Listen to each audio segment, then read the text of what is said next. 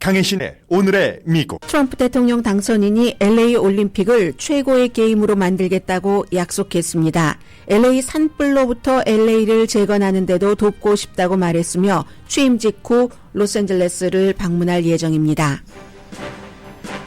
LA 산불은 오늘은 어느 정도 불길이 잡히고 있습니다. 따라서 아직 집으로 돌아가지 못하고 있는 피해자들의 보상 방법 등이 많이 보도됩니다. 미국에서는 자연재해 피해자면 사업을 하지 않아도 로스앤젤레스에서는 스몰 비즈니스국 도움도 받을 수 있습니다.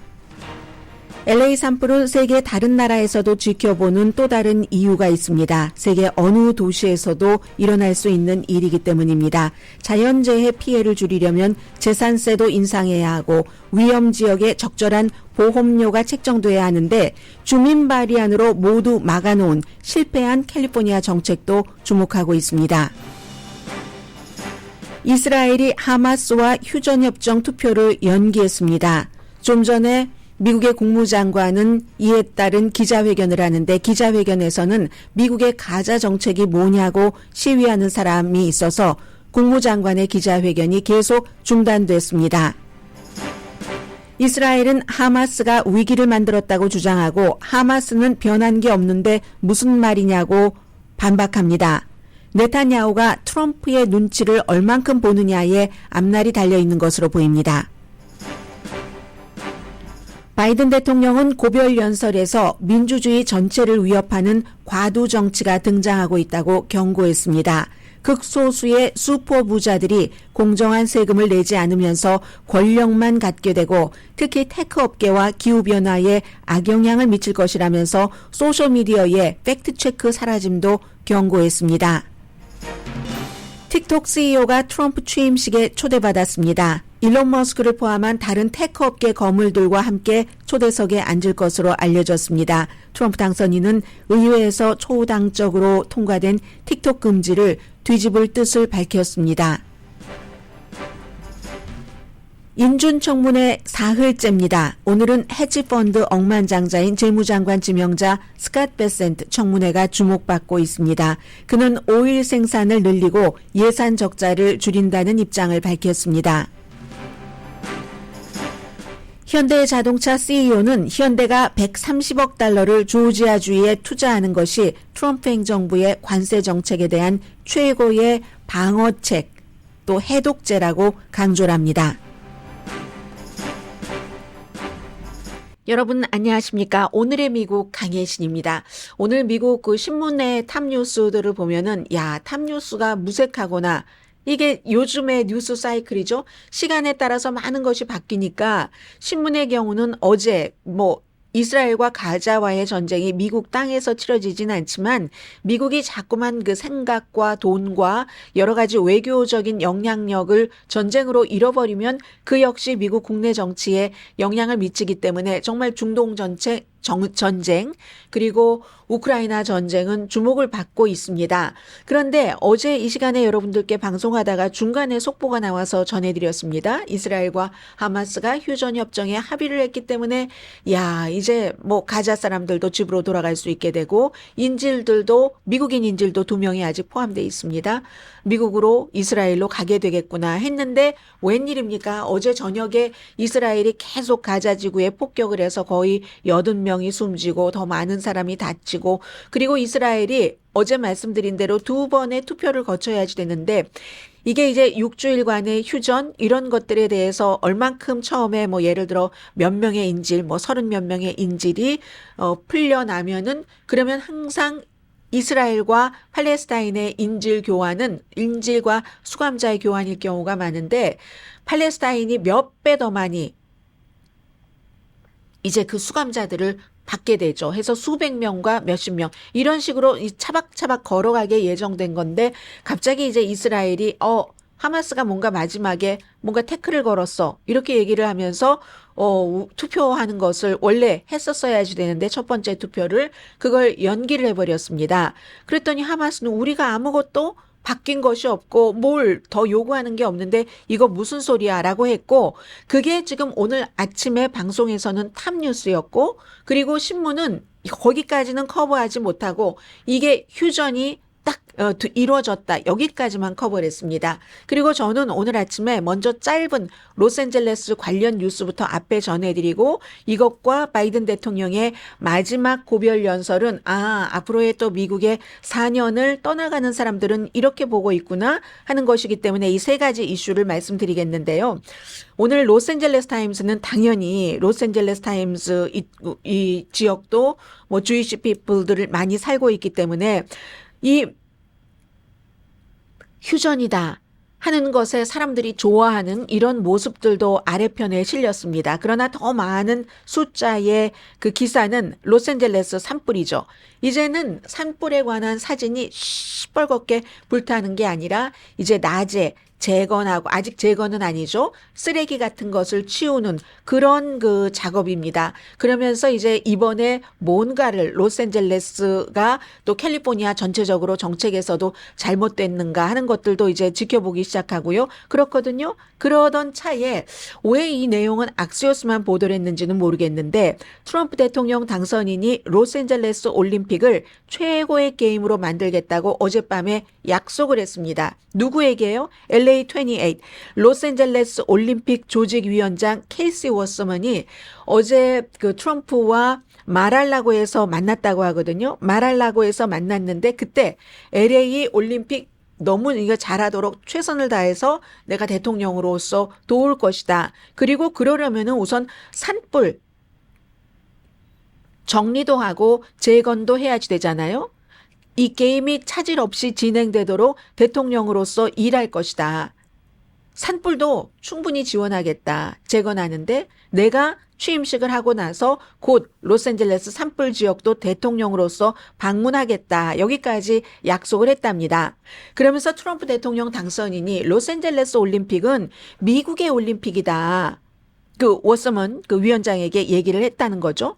가능한 한 모든 방법으로 지원을 해서 최고의 게임을 만들겠다. 트럼프 그 대통령 당선인 스포츠 보는 거 그 팬입니다. 큰 팬이고 그리고 또 이 로스앤젤레스에서 2028년도에 올림픽이 열린다는 것이 트럼프 대통령이 2017년부터 일했는데 그때의 그 올림픽이 유치되는 것이 결정이 됐잖아요. 그렇기 때문에 트럼프 대통령 그리고 2028년이면은 본인으로서는 대통령 다 끝내고 거의 이제 마지막 몇 개월 남은 그런 시점이네요. 그러니까는 굉장히 애정이 있는 거죠. 그때 결정이 됐고 그때 이렇게 됐고 그래서도 오늘 이번에 이 로스앤젤레스 산불을 세계에서 주목을 합니다. 세계적인 스포츠 이벤트는 몇 년 전에 개최지가 결정이 되죠. 그런데 요즘은 뭐 여러 가지 이유가 있지만 기후변화, 뭐 위플래시 이런 것들 때문에 어디서 무슨 일이 있으면 이제 도시까지 힐이 아니라 도시까지 산불이 내려왔기 때문에 스포츠 이벤트를 관리를 하는 사람들은 이 점을 보는 거고요. 트럼프 대통령으로서는 본인의 임기 초기에 결정된 것이 본인의 임기 마지막에 또 마무리가 되기 때문에 애정이 있다는 얘기입니다. 로스앤젤레스를 방문을 할 날짜는 정해지지 않았지만 이 워서먼 그 올림픽 위원장 케이시 워서먼입니다. 이분은 너무너무 감사했다 이런 표현들도 했고요.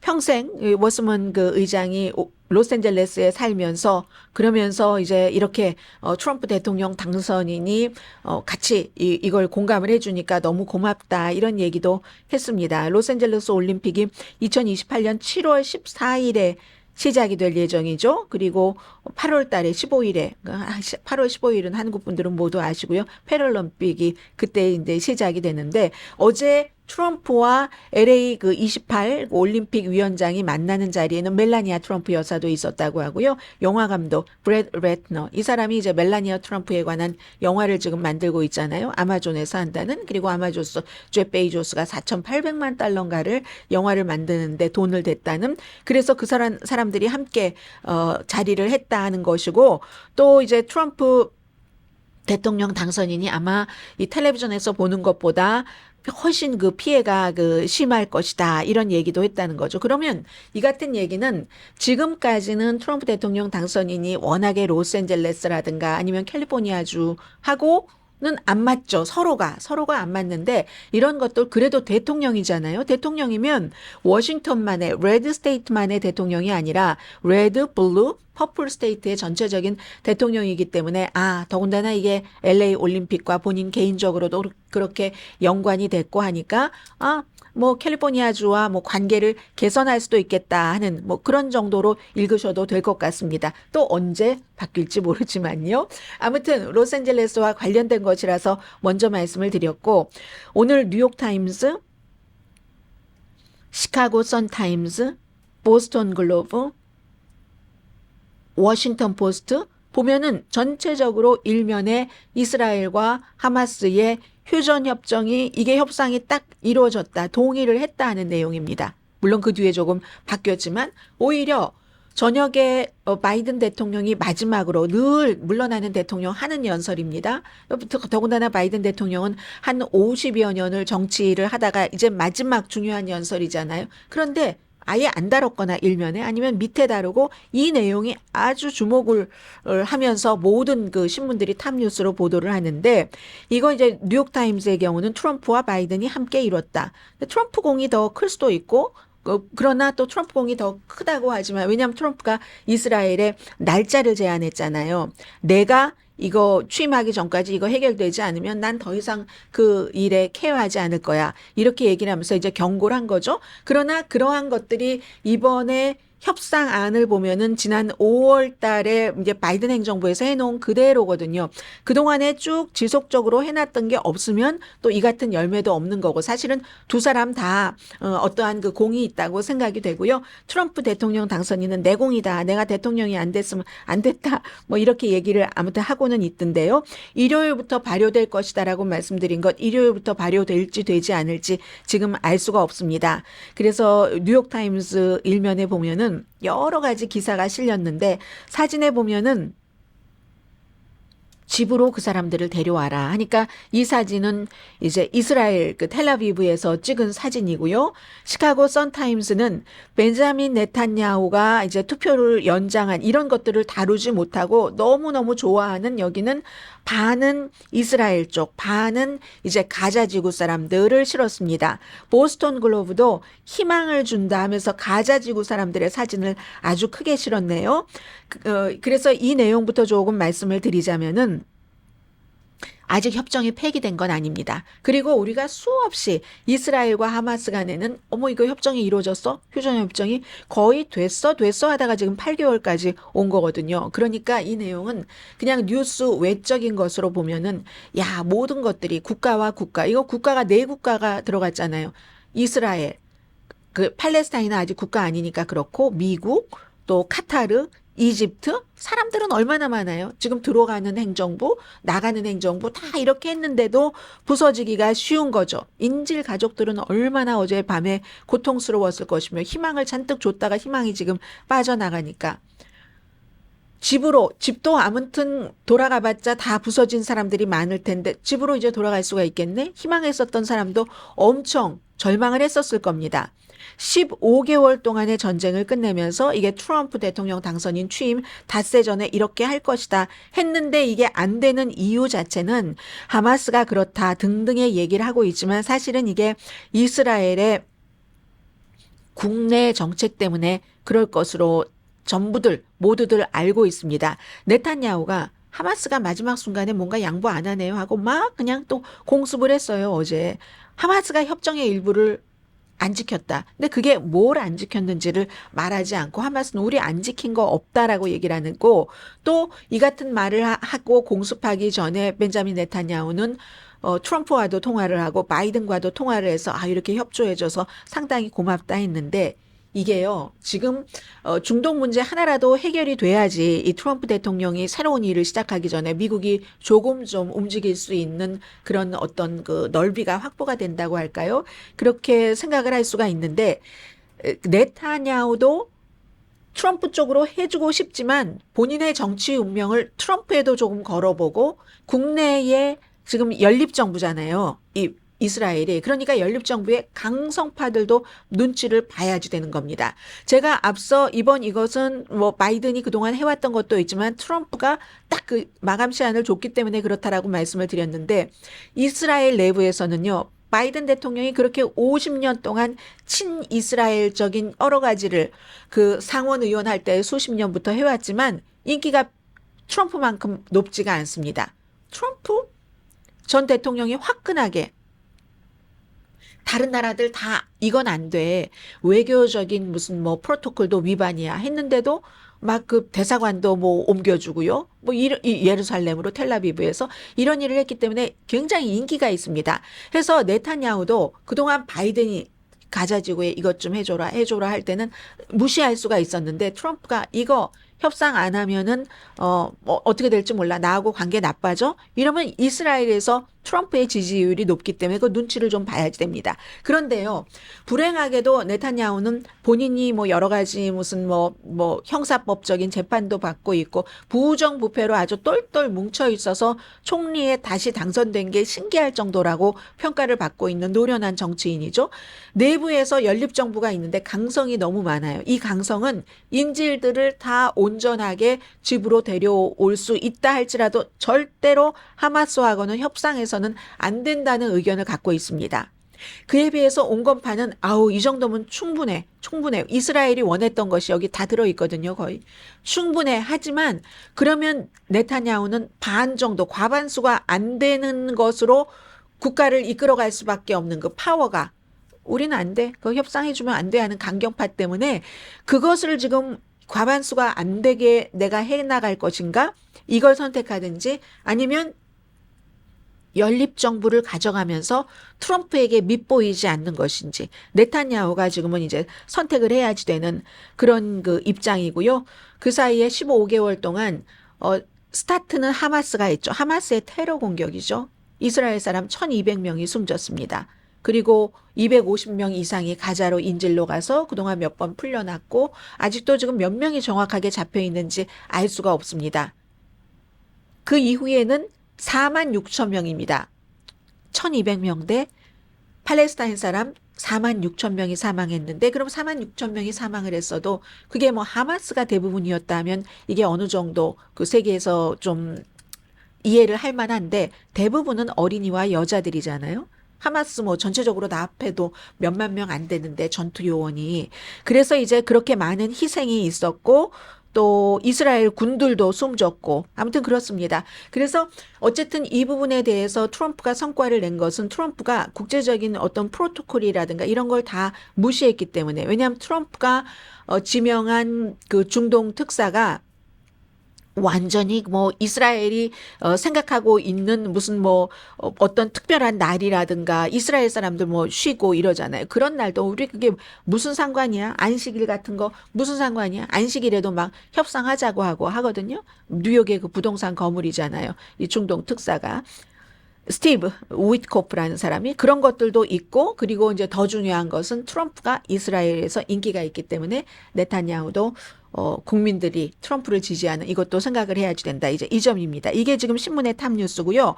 또 하나의 신문의 탑 뉴스는 잠시 뒤에 전해드리는 게 낫겠네요. 잠시 뒤에는 그리고 로스앤젤레스 화재가 예방을 할 수 있는 부분이 분명히 있었습니다.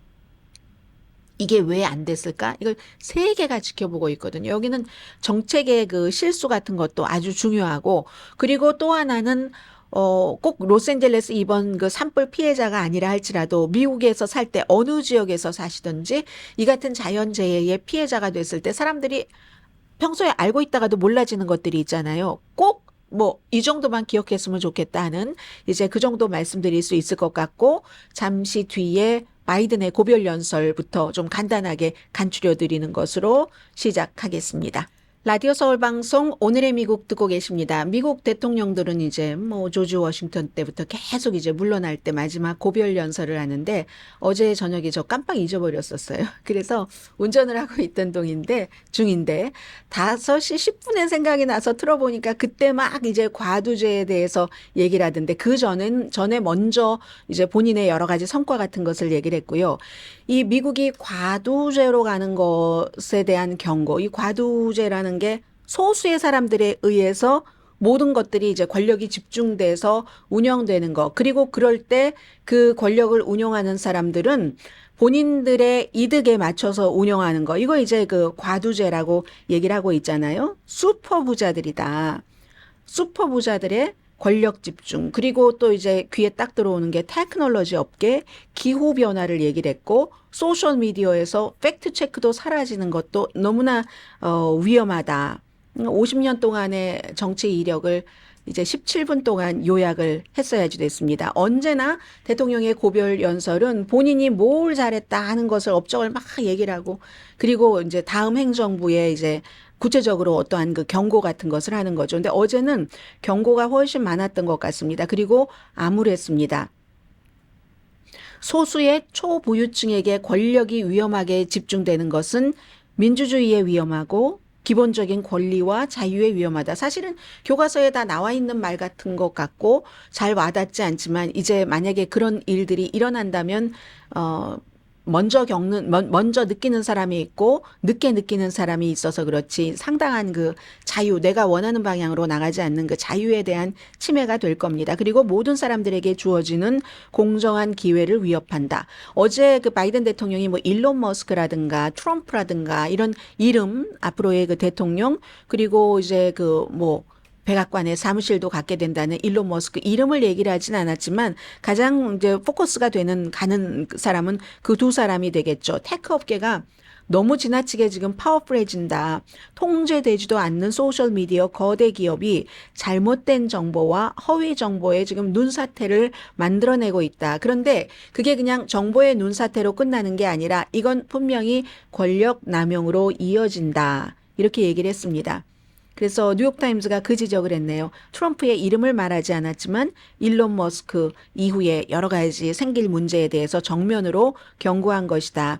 워싱턴 포스트는 지금 트럼프 대통령 취임식에 다 가잖아요. 테크 업계 CEO 일론 머스크는 당연하고, 마크 저커버그도 가고, 잽 베이조스도 가고, 뭐 게다 대고 뒤에 말씀드리겠습니다만 틱톡 CEO도 가고 해서, 이 사람들이, 특히 이 세 사람은 내각 그 후보자들, 지금 아마 거의 트럼프의 지명자가 인준을 통과할 것으로 보이거든요. 지금 사흘째 인준 청문회 하는 거 보면은. 그럼 차기 장관들 옆에 앉아 있는다는 거죠.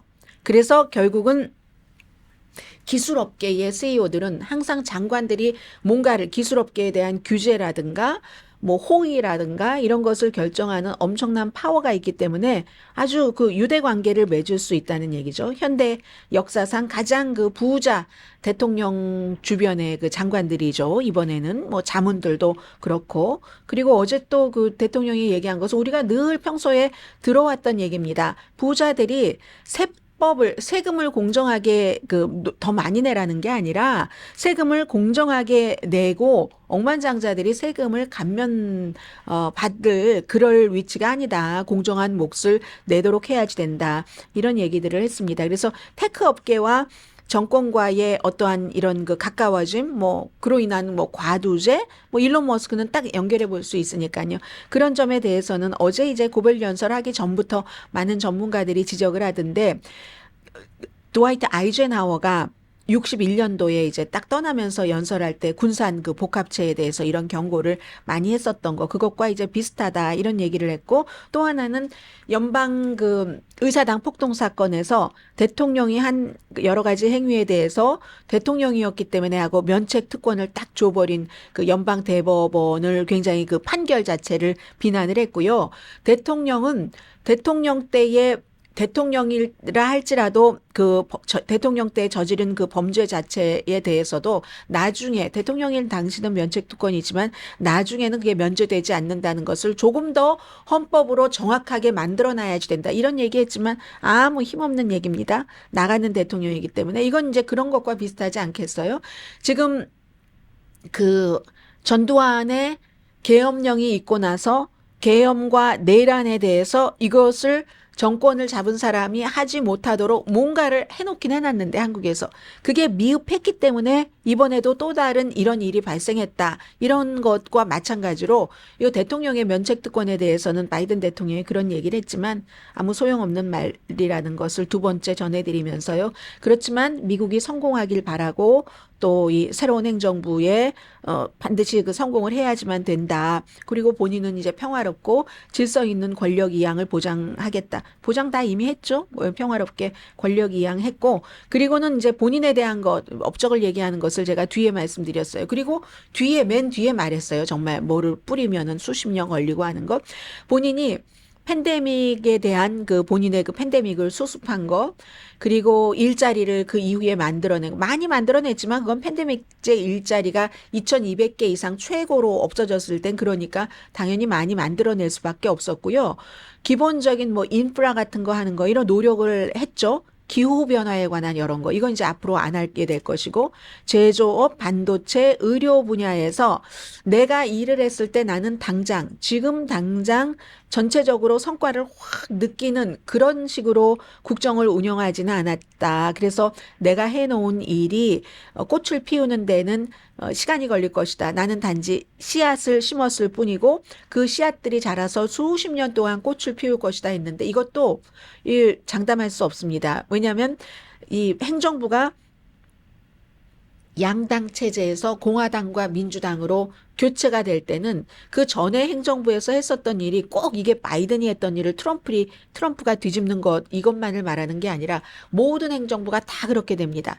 바이든도 트럼프가 해줬던 거 많이 뒤집었어요. 그리고 트럼프도 그 전에 오바마가 했었던 거 많이 뒤집었습니다. 그렇기 때문에 이건 뭐 내가 해놓은 일이 뭐 수십 년 동안 꽃을 피우는 것도 있겠죠. 그러나 또 본인이 해놓았던 일 가운데서 심지어는 뭐 법으로 해놓았던 것도 지금 그 백악관과 상원과 하원이 다 공화당이 다수당이기 때문에 트럼프 대통령이 원하는 대로 정치인들이 따라가면 이것조차도 지금 뒤집힐 수 있거든요. 어쨌든 바이든 대통령이 마지막에는 여전히 미국이 상징하는 이상을 믿고, 그러니까 여러분들께서 제가 아무튼 최선을 다해서 의도를 갖고 선의로 해놨었던 그런 일들이 꽃을 피워주도록 불꽃을 지키시는 분, 불꽃을 여기선 끄는 게 아니라 그런 분이 되기를 바랍니다. 예, 대통령 할 수 있도록 영광을 주셔서 너무 감사합니다. 이런 얘기했습니다. 자, 그리고 앞에서 트럼프 대통령 당선인이 캘리포니아의 로스앤젤레스의 산불에 대해서도 재건하는데 도움을 주겠다고 했고, LA 올림픽도 그 다 걸려있는 일이니까요. 최대한으로 훌륭한 게임이 되도록 이렇게 얘기를 했다고 했는데, 지금 오늘 아침 제가 이코노미스트의 기사를 하나 전해드리겠는데요. 로스앤젤레스 그 산불의 화재의 많은 피해는 예방할 수 있었다. 이런 비극적인 것을 세계가 바라보며 세계를 대상으로 쓴 글이에요. 그 교훈은 더 나은 것을 정책적으로도 마련을 하면 사람들을 안전하게 지킬 것이다. 이제 이런 소제목을 걸어놨고요. 불길은 맹렬하게 지금 타오르는 곳 있습니다. 소방대원들 여전히 싸우고 있고, 그제는 불길이 좀 괜찮았지만 또 며칠 안에 산타아나 강풍이 올 수는 있다고 합니다. 로스앤젤레스 사람들 아직 애도 이런 거 시작하기도 전입니다.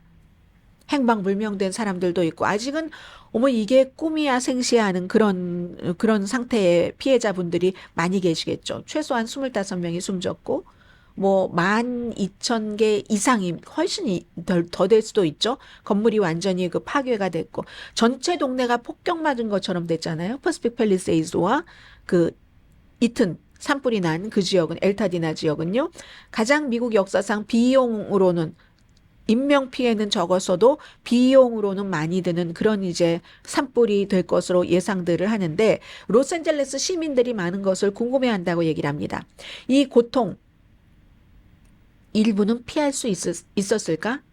안타깝게도 답은 피할 수 있었다. 이코노미스트의 보도입니다. 로스앤젤레스에 살고 있다는 것은 항상 위험이 있다는 거 우리 잘 느끼지 못하지만 저처럼 평지에 사는 사람들은 저희도 약간 높은 지대이긴 합니다만은 그래도 평지라고 볼 수 있는데, 그러면은 전혀 느끼지 못하는데, 왜냐하면 로스앤젤레스는 이번에 산불이 정확하게 보여주네요. 엘타디나 완전히 산이죠. 이쪽에 퍼시픽 팰리세이드 바다죠. 물론 거기에 하이킹 코스도 있고 산맥이 있어요. 산타모니카 마운틴, 샌 가브리엘 마운틴 이렇게. 그러니까 퍼시픽 팰리세이드가 산과 바다를 같이, 바닷바람과 산바람을 같이 느낄 수 있으니까 집이 $1,000만 넘는 게 보통이고 하는 것이겠죠. 이튼 그 산불 지역은 조금 다르긴 하지만, 그래서 항상 위험하다는 얘기죠. 불안하게 산과 바다 사이에서 불안하게 자리 잡은 미국의 제2의 도시 로스앤젤레스가 지진, 홍수, 화재에 약할 수밖에 없다는 얘기입니다. 그리고 이제 기후변화가 이 같은 산불을 더 자주, 더 심각하게 만들죠. 변화가 많은 날씨요. 그 위플래시라고 하는. 해서 뭐 비가 많이 오면 새로운 식물이 자랐다가 또 그 다음에 또 엄청나게 급단적으로 비가 안 와요. 이러면 이게 완전 불쏘시개가 되는 또 산타나 바람이 쫙 불어주네요. 세계가 아무리 대단한 영웅적인 노력으로 무슨 뭐 이산화탄소 배출량 이런 것을 줄인다 하더라도 앞으로 수십 년 동안 산불이 나기에 산불에 유리한 조건이 이어진다고 얘기를 합니다. 지금 뭐 기후협정 같은 것도 이제 트럼프 행정부가 들어오면 다시 탈퇴를 할 것으로 사람들은 알고 있는데 그러면 이렇게 취약한 지역, 로스앤젤레스 같은 데 살고 있는 사람들은 본인들이 이제 스스로 이런 조건을 덜 취약하게 만들어야지 되는데 이 지점에서 로스앤젤레스, 캘리포니아 이런 미국의 정치가 실패했다고 지적을 합니다. LA요. 요즘은 집 지을 때 뭐 내화성 같은 것을 굉장히 강조하지만 엘타디나 집 90%가 90년대 이전에 지어진 집입니다. 1950년대 지어진 것이 굉장히 많고요. 그리고 이제 아주 복잡한 환경 규제 때문에 주택 새로운 것을 건축하는 것도 굉장히 어렵고 아무튼 지금 불이 난 지역은 예전에 지어진 목재 이런 것들로 가득 차 있는 곳이라는 얘기를 합니다. 그런데 이제 그런 게 구릉으로 막 산맥으로 뻗어서 이어져서 그렇고 또 하나는 환경적으로 때때로는 막 그냥 불을 질러서 사람들이 살지 않는 곳에 불을 질러서 화재가 어디 산불이 났을 때 뭐 번개 나무가 부딪히던 누가 부주의해서 그러든 그랬을 때 거기서 딱 중단이 돼야지 되는데 어느 정도 이제 이렇게 지금 진화하는 식으로 다 거기를 미리 불태워 놓으면은 번지지를 않잖아요. 그런데 그것도 어떤 때는 캘리포니아주의 경우는 환경 보존한다, 뭐 멸종 위기의 식물 이러면서 그걸 또 막은 것도 있고 또 하나가 제대로 작동하는 보험 시장이 없다는 얘기를 강조를 합니다. 보험 시장이 이렇게 막 산과 바다를 같이 끼고 있고 이런 곳은 더 비싸야지 된다는 얘기입니다. 더 비싸게 받지 못하도록 이건 뭐 꼭 정치인들만의 탓은 아니지만 캘리포니아 주민들이 주민 발의안으로 했기 때문에 더 많은 보험료를 내서 거기에 이제 걸맞게 이런 소방시설 같은 것도 다 충분히 할 수 있도록 돈을 한다던가 그런데 88년도에 보험료 많이 못 올리도록 하고 그러니까 보험회사들이 이득이 없어요. 한번 산불 나면 피해가 엄청나고 하니까 점점 캘리포니아주에서 나간다 하는 거죠. 그리고 캘리포니아의 주민들은 주가 예산을 어떻게 책정하느냐에 따라서 그 책정하느냐도 많이 거기에 이제 규제를 가해놨는데 이것도 주민 발의안입니다. 1978년도 재산세를 많이 올리지 못하도록 해놨고 재산세를 많이 올리지 못하니까 수입이 줄어드니까 소방 예산 같은 서비스를 이제 다른 곳에 의존을 하게 된다던가 이제 이런 것인데 결국은 뭐 재산세라든가 아니면 뭐 보험료라든가 이걸 맘대로 올리지 못하도록 해놓은 게 오히려 장기적으로는 이 같은 피해를 입히게 됐다라는 피해가 더 커지게 됐다라는 얘기를 하고 있습니다. 그리고 다시 세계로 돌아가면 이거 한국에서도 많이 지켜보고 있거든요. 지금 뭐 물이 없어서 어떤 저수지는 관리한다고 물이 없었다고 하고 또 일부는 지금 어떤 사람들은 많은 사람들이 뭐 리카루소 같은 사람들이 아주 현명해서 로스앤젤레스 타임스의 기사 제목입니다. 너무 현명해서 사설 소방관을 고용을 해서 본인의 그 사업체와 집을 안전하게 지켰다라고 얘기를 하는데 그 물은 일반 사람들이 쓰는 물과 다르다라고 얘기하는데 그 물이 어디서 나오겠습니까? 결국은 LA 수자원이고 리카루소의 집은 대피 명령을 받은 그 집 코드도 아닙니다. 대피 명령을 받지도 않은 곳에 이제 많은 5군데의 사설 소방업체를 고용을 해서 그럴지도 모르니까 이제 대기를 하고 있잖아요. 물탱크에. 그럼 그 물을 화재가 일어났는데 썼으면 어땠을까? 이런 것들도 사실은 또 봐야지 되는 그런 문제죠. 지금 그래서 한국에서는 이런 문제, 사설 소방관 문제, 이런 문제들에 주목을 하고 있고 또 한국도 미국과 마찬가지로 여러 가지 화재가 일어나서 어떻게 진화를 하느냐, 이러려면 미리 돈이 있어야지 되고 계획이 있어야지 되잖아요. 그리고 또 하나 미국은 로스앤젤레스 지역 같은 데는 집을 이제 튼튼하게 짓게 하고 그리고 사람들이 안전한 곳에 살도록 장려해야지 된다. 이렇게 산등성이를 깎아서 집을 짓고 살다가 이렇게 피해를 입혀서 그 사람들만 피해 입히는 게 아니라 내려오고 내려와서 일반 그런 주택까지도 많이 이제 번지니까 로스앤젤레스는 재건될 것이라고 얘기를 합니다. 게빈 뉴섬 주지사는 마셜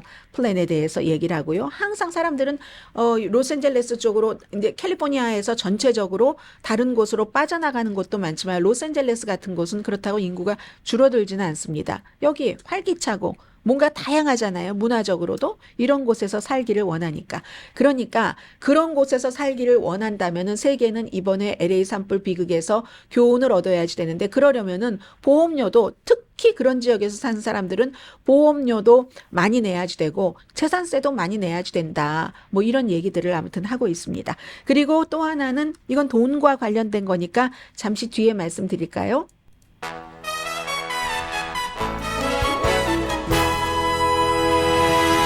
라디오 서울 방송 오늘의 미국 듣고 계십니다. 뉴스를 하다 보면은 어떤 때는 저도 그렇게 오래 뉴스를 했는데도 전혀 몰랐다던가 어머 정말 그럴 수도 있구나 이걸 활용을 해야지 되는 건데 하는 생각을 할 때가 많거든요. 지금 오늘 아침에 그 NPR 방송이 보도하는 것 보니까 여러분들께 실용적으로 해당될 것만 말씀을 드리겠습니다. 한인분들 가운데서도 LA 산불 그 피해를 입으신 분들이 많으실 텐데 뭐 어느 지역에 살고 계시든지요. 직접적으로 간접적으로 뭐 그쪽 지역에서 장사를 하시던 분들도 계실 테고 뭐 엘타디나는 장사는 아니에요. 장사하는 그것은 아니고 저는 어제도 거기 갔었거든요. 근데 이제 생존자들을 위한 지금 이제 피해는 입으셨지만 그런 분들은 일단 집에 피해 입으신 분들 다 하셔야지 될 일 알고는 계시지만 뭐 집이 보험이 있느냐 보험이 없느냐 보험이 없으신 분들도 많이 계시고요. 보험이 있다면은 보험회사가 보통 이제 이럴 때는 뭐 한 4개월 정도 이 정도를 뭐 렌트를 한다던가 뭐 아파트먼트에 나와 계시는 분들도 계실 테고 뭐 호텔에 살고 계시는 분들도 계실 테고 이런 것들을 딱 그 계좌에 바로 넣어줘야지 되고 그리고 그러면서 보험이 있어도 할 거는 다라는 겁니다. 미국에서는 내가 받을 수 있는 거 받을 수 있는지 받을 수 없는지 몰라 하는데 꼭 이번만이 아니더라도 연방재해청 재난지원도 신청을 하셔야지 됩니다. 연방재해청장이 이거 우리 다 커버할 수 있는 돈이 충분히 있다고 얘기를 하잖아요. 보험에 가입하지 않은 사람뿐만이 아니라 보험에 가입을 하신 분들도 그리고 또 나는 이게 자격이 안 돼, 이게 자격이 안 돼라는 생각도 하시지 말랍니다. 이런 때는 내가 생각할 때 자격이 안 돼도 무조건 신청을 하면은 일단 뭐 연방재해청 같은 데는 어떠한 사람이라도 도와주려는 준비가 돼 있는 그런 그 정부의 기구이기 때문에 길이 열린다는 겁니다. 그리고 SBA에도 스몰 비즈니스국에도 신청을 하시랍니다. 스몰 비즈니스 하고 계시지 않는 분이라 할지라도 그래도 이 스몰 비즈니스국도요. 집을 갖고 계신 분이라든가 집만 갖고 계신 분이 아니라 렌트 들어 사시는 분들에게도 이제 그 낮은 금리로 그 융자를 해준답니다. 최저 2.563%로 융자를 해주고요. 그리고 또 거기에 대한 이자라든가 또 당장 지금 힘드신데 어떻게 상환을 하겠어요? 이자와 상환도 뭐 연기, 기본적으로 1년은 연기가 되고요. 그럴 수 있으니까 SBA가 됐건 그 FEMA 연방재해청이 됐건 중소기업청이 됐건 모든 곳에 여러분의 보험회사가 됐건 보험이 있으신 분이건 없으신 분이건 다 신청을 하시라는 거죠. 그리고는 이제 우리가 다 알고 있는 것처럼 사진도 찍어줘야지 되고 지금부터라도 영수증을 모아둬야지 되고 애완동물에 쓴 돈 이런 것들도 이제 다 커버를 하는데 그리고 이제 체크리스트 같은 게 있어요. 여러분들께서 어디에 도움을 청하면 지금 이제 제가 이제 큰 그림을 말씀을 드리는 시간이니까 자세히는 말씀 못 드리는데 한인들의 어떤 단체에서도 많이 도와주고 계시잖아요. 그분들께 전화 한 통만 해도 다 알려주시고 도와주십니다. 그리고 이제 당연히 이제 모기지 그 회사에 전화해서 뭐 내는 것, 연기하고 하는 것. 여러분들께서 보험 청구가 진행되는 동안에도 모기지는 페이먼트를 하셔야지 됩니다. 그런데 그것을 뭐 좀 연기를 받으려든가 어떤 도움을 받으시려면 접촉을 해야지 되는 거기 때문에 그렇다는 거죠. 그래서 그래야지 되고요. 그리고 이제 추가로 뭐 집이 손상되지 않도록 뭐 여러 가지 뭐 창문을 뭐 막는다던가 하는 거 여러분들께서 알아서 하실 텐데 중요한 것은 모든 나에게 가능하지 않을 것 같아 하는 것까지도 다 활용을 하셔야지 된다 하는 말씀 드립니다. 그리고 어떤 분들께는 아마 제가 저희 라디오 서울 방송 인터뷰하시는 분들 얘기도 조금 이렇게 들어보니까 물론 그분들은 평소에 아주 그냥 많은 준비를, 마음의 준비라든가 금전적인 준비가 돼 있는 분들도 계시고 해서 그럴지는 모르지만 참 어느 정도 좀, 느긋하다기보다 침착하시다 이런 생각이 들거든요. 그런데 이게요, 자동차 사고와 똑같이 몇 개월 뒤에 그 트라우마가 올 수도 있답니다. 그렇기 때문에 정신적인 건강 같은 것도 도움이 필요하다라고 생각하시면 모든 정신건강 지원 같은 것, 정부에서 해주는 것도 활용을 하시는 게 좋다. 그런 얘기들을 전문가들이 많이 하고 있네요. 자, 오늘 미국에서 연방정부의 앞으로 장관이 누가 될 것인가 하는 청문회가 많이 열리고 있는데 우선요 어제 그제 열린 청문회 가운데서 북한에 관한 문제들이 많이 나왔었거든요. 예를 들어서 피트 헥세스 국방장관이 뭐 북한을 핵 파워 국가라고 얘기를 했다던가 그럼 이게 핵을 가진 국가라는 얘기야? 핵 파워가 있다는 국가야? 뭐 핵 아니면 핵 보유국으로 인정을 한다는 거야. 막 이렇게 혼돈을 한다던가 어제 마르코 루비오 국무장관의 그 청문회에서도 뭐 여러 가지 뭐 비핵화 대신에 무슨 뭐 위기 관리를 강조를 한다던가 무슨 뭐 북한의 핵 억제를 왜 실패했는지 우리가 더 살펴봐야지 된다든가 여러 얘기가 나오잖아요. 그런데 청문회 과정에서 나오는 이 북한에 관한 문제는 이 트럼프 행정부에 딱 픽스된 것은 아니다라고 보시는 게 옳을 것 같습니다. 물론 마르코 루비오 같은 사람은 10년 이상 연방 상원 의원을 한 사람이고 하니까 북한에 대해서도 뭐 어느 정도 알고 있다고 볼 수도 있겠지만 피트 헤그세스 같은 사람은 아세안이라는 어떤 멤버들, 아시아 그 멤버들에 대해서 얘기 좀 해봐라. 어느 국가냐 하면은 그걸 이제 뭐 호주, 뭐 사우스 코리아 이런 식으로 다른 곳으로 완전히 그냥 답변도 못 하거든요. 아세안에 어느 국가들이 들어있는가 하는. And how many nations are in ASEAN, by the way? In South Korea and Japan and in AUKUS with Australia, trying to work Okay. on submarines with them. Mr. and data Hegseth, transfers none with of those them. countries We are have in allies ASEAN. across. None of those three countries that you've mentioned are in ASEAN. I suggest you do a little homework before you prepare. 그런 것들에 대해 그 정도이기 때문에 이런 북한에 대한 파악이 저는 거의 안 됐으리라고 봅니다. 그러니까 그런 것에 너무 집중하실 필요는 없다고 생각이 되고요. 이제 팸 만디 법무장관 지명자가 어제에 이어서 오늘 이틀째 청문회를 하고 있는데 법무부를 정치화하진 않겠다. 그러나 트럼프를 수사한 사람들을 수사관을 포함해서 조사할 것이냐? 안 할 것이냐 여기에 대해서 한다 안 한다 답변하지 않았습니다. 이런 경우는 안 한다라고 답변하지 않으면 한다라고 보시는 편이 더 맞을 것 같고 그렇게 될 때는 이제 미국이 새로운 행정부 들어와서 이게 이제 어떻게 좀 잘 되나 하는 것에 집중해야 되는데 이게 적폐청산이잖아요. 일종의 적폐청산에만 몰두할 때 그 행정부가 어떠한 피해를 보느냐는 우리가 잘 알고 있으니까 그런 점을 조금 우려하지만 그럼에도 불구하고 인준은 받을 것으로 보입니다. 거의 확정적으로. 트럼프가 또 선거에서 졌다, 패배했다 이 사실도 인정하지 않았습니다. 그러니까 부정선거는 없었어도 인정하지 않은 거예요. 법무장관이 그런 것을 인정하지 않으면서 1월 6일 의사당 폭동 사건에 관한 것이라든가 이런 트럼프를 또 이제 뭐 수사한 사람이라든가 이런 사람들을 수사를 할 것임을 시사한 거 이거 이제 중요한 거고요. 그리고 또 오늘은 재무장관 지명자 헤지펀드의 억만장자인 스캇 베센트 이 사람은 국내 총생산 GDP를 3% 성장시키겠다고 했고 예산 적자는 지금 뭐 GDP의 6.9%네요. 거기서 GDP의 3%까지 줄인다고 얘기를 하고 오일 생산을 하루에 300만 배럴을 늘린다. 이렇게 얘기를 했습니다. 이 사람이 인준받는 것도 아주 순조로울 것으로 보입니다. 헥세스가 인준받는 것이 순조롭다면 다른 사람들도 대체적으로 이제 순조로울 것으로 보이고요. 그리고는 이제 틱톡 말씀을 드려야지 되는데 틱톡은 어떻게 될지 모릅니다.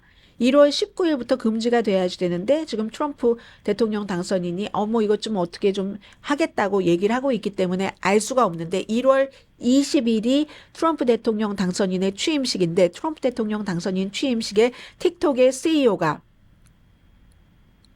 초대장을 받았다고 트럼프 인수팀에서 발표를 했습니다. 다른 뭐 유명한 사람들과 함께 자리 배치가 중요한 자리에 됐는가 봐요. 그럼 틱톡의 운명이 지금 불확실한데 트럼프 그 인수팀에서 취임식을 준비하는 그 팀에서 초대를 했다 하면은 이건 뭔가를 대통령이 할 수 있는 범위 안에서 틱톡을 금지시키지 않는다는 것을 시사를 하는 거죠. 네. 그래서 모든 것이 변할 수 있습니다. 트럼프 대통령 당선인이 누구보다도 틱톡을 금지해야지 된다고 제일 먼저 대통령으로서 첫 번째에 얘기를 했던 사람이고 그 뒤에 상황이 달라지고 마음이 바뀌어서 지금은 틱톡을 보호하겠다고 앞장서는 사람이기 때문에 어떻게 될지는 모릅니다. 모르는데 뭐 요즘에 나오는 얘기는 그 누군가가 미국 사람이 사야지 된다면 중간에 일론 머스크가 뭐 좀 중개 역할을 했으면 좋겠어. 중국이 아니라고 하지만 그런 얘기도 나온다고 하는데 그러면 누가 그게 공정하다고 또 믿겠습니까? 일론 머스크가 워낙에 중국에 대해서는 어쩌지 못하는 그런 위치에 있는 사람이기 때문에 아무튼 트럼프 대통령 당선인이 구체적인 내용은 제시하지 않았지만 그렇지만 이제 트럼프 대통령의 이제 또 다른 어떤 그 전문가들도 이거 틱톡은 뭐 보호가 될 것이다. 국가안보보좌관 지명자가 하는 말이 중요하죠. 마이클 월츠라는 지금 플로리다주의 공화당 하원 의원이 국가안보 그 보좌관 지명자인데 이 사람은 뭐 그냥 되는 겁니다. 이 사람이 왜냐하면 틱톡이 왜 미국에서 미국 사람들한테 팔든지 아니면 미국에서 사용할 수 없어 했느냐면 이건 국가안보에 위협이 된다고 얘기를 해왔으니까.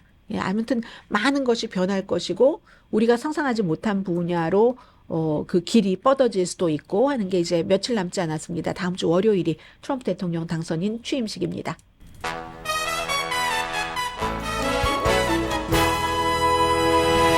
라디오 서울 방송 오늘의 미국 듣고 계십니다. 현대가 130억 달러를 조지아주에 투자한 것이 트럼프 대통령 들어오면은 관세에 대한 최고의 어떤 해결점이고 해독제다 하고 현대의 CEO가 악시오스와 인터뷰에서 얘기를 했습니다. 그 현대의 그 새로운 글로벌 그 CEO죠. 그래서 왜 중요하냐면 격동의 4년이 될 것이라고들 생각을 합니다. 트럼프 행정부의 4년이 뭐 전기 자동차 업계, 자동차 업계 이런 데는 그래서 많은 기업들이 현대처럼 이렇게 미국에서 우리가 얼마나 미국을 돕고 있는가, 미국에 기여하고 있는가 하는 것을 강조하면서 이제 트럼프 대통령이 어머 그래 괜찮아 좋아 하는 이런 뭐 호의를 얻으려고 한다고 할까요? 그래서 CEO가 호세 무뇨스라는 CEO가 얘기를 하는데 미국을 너무 중요한 시장으로 보니까 우리가 미국에 이 정도로 많이 투자를 한 것이고 제너럴 모터스와 새로 그 파트너십 협력한 것도 현대가 미국 내의 공급망 이 규칙에 맞도록 우리가 다 설정을 한 것이라서 현대에만 좋은 게 아니라 이거는 그 미국에도 굉장히 좋은 거다 해서 160억 달러 정도를 2021년 이후에 현대가 미국에 투자를 했는데 조지아 전기차 공장에 76억 달러, 일자리 8,500개 만들었고요. 연간 30만 대 이상의 현대, 기아, 제네시스 차량을 만들 것인데 또 배터리 그 합작 투자요. SK온과 50억 달러. 이건 또 추가로 3,500명을 고용을 하는데 이래도 우리를 힘들게 할 것인가? 우리도 할 것 하고 이제 그 새로운 행정부의 어떤 처분이라고 할까요? 이런 걸 바라겠다는 뜻이겠죠. 어제도 제가 이틀 산불 그 지역에 갔거든요. 그런데 참 시간이 없어서 말씀을 못 드리지 많은 분들이 피해자들 생각하고 있습니다.